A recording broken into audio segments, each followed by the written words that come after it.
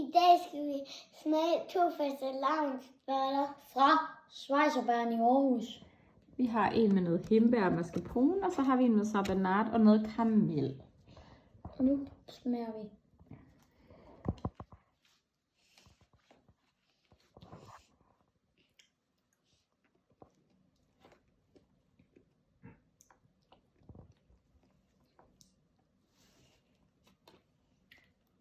Er det godt? Mm.